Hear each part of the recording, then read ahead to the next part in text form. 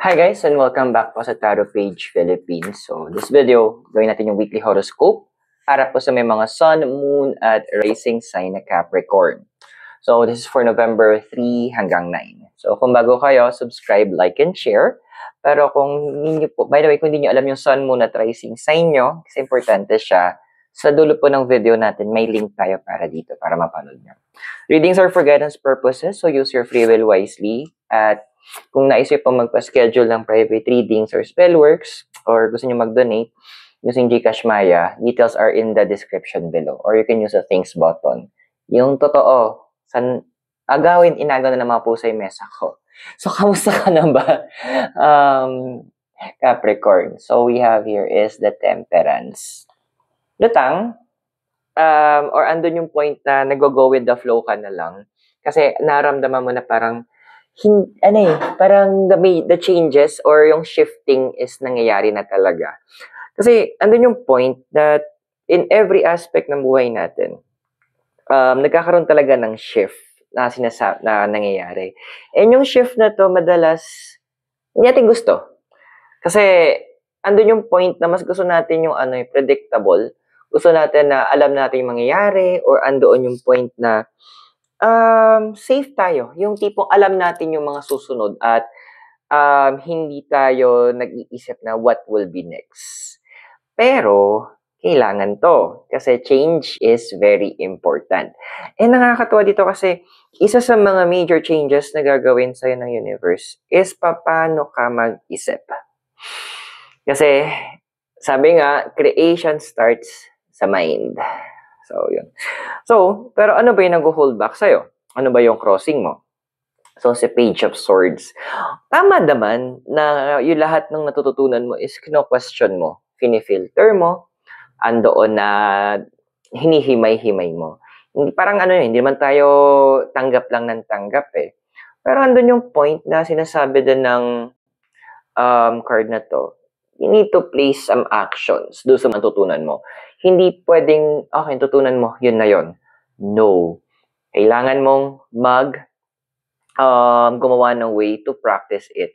Parang sa sa pag-aaral, yung story, yung nag-aral siya ng agriculture, tas on a theoretical basis, kumbaga sa knowledge base, alam niya, kabisado niya, hindi siya papalpak. Pero pagdating sa practical, hindi niya kasi in-apply. So, nung time na magpe-present na sila, ginawa nila yung project nila, bumagsak siya. Kasi, alam niya ng theoretical, hindi niya apply yung practical. Which is, doon sa practical kasi, doon natin matutunan yung mga wisdoms, yung mga do's and don'ts, yung mga tamang timing. So, andun yung point na you need to also practice para mas ma-enhance mo. Kasi along the way, yes, andun na natutunan mo yung theoretical aspect. Pero, ang question dito, alam mo ba paano siya i-apply properly, yung timing, and andoon na yung mga gut feeling, dapat pinapakinggan mo din siya. No, yung desire mo naman kasi is the card of the world. Ano, simple naman eh. Ito yung gusto ng lahat. To find success, to find andoon yung makuha nyo yung stability, makuha nyo yung gusto nyo, and ma-build nyo yung sarili nyo in that particular area. Pero ang tanong kasi dito ng cards, how do you define success ba? Paano mo ba nasasabi na successful ka na? Ano yung description mo? Ano yung parameter mo? Ano yung nakikita mo? Kailangan merong specific. Kaya di ba pag nagagawa tayo ng wishing spell, ang hinihingi natin specific wish. Kasi doon nag-work ang universe. Paano kung hiningi mo? Gusto ko ng bahay. Dude, may bahay ng pospon, may bahay ng yosi, may bahay ng langgam. What type of house? Mangingi ka ng, gusto mo maging successful. Anong klaseng, what type of success yung gusto mo? Dito ka hinihingi ng universe ng mga detalyadong desires ng life mo. Now, yung foundation mo is the 5 of Pentacles. Well, andun kasi na a lot of you guys, well, given na Capricorn is the house of career, andoon na ang dami sa inyo na na-build nyo yung sarili nyo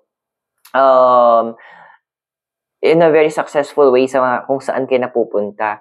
Andun lang talaga siguro na may mga tao na insecure, ngitero, ganyan, na hindi nila matanggap na kaya na nalalampasan mo sila. And a lot of times talagang nafe-fed up ka lang. So, this card is actually saying din, the Five of Pentacles, na medyo you need to be a little bit medyo aggressive. Medyo maglagay tayo ng boundaries. Kung sa work yan, kumbaga, andun yung point na kung kailangan mong dalhin sa HR, report sa HR for harassment o unsafe work environment, gawin mo. Kung business yan, andiyan na push back. Minsan kailangan natin maging masama talaga para mailagay lang tong mga mas masasamang tao sa lugar nila. Kung bakit ang daming ganyan. Now, in your past, we have here is the card of the Hermit. Andun kasi na, you've been open before, karamihan sa inyo. Andoon na nakikinig kayo sa instincts nyo. And meron din parts sa inyo na parang, sige nga, try ko nang makipag-connect or makipag-close kay ganito or kay ganyan. Ending, ayun na nga, medyo hindi naging maganda yung connection nyo with the person.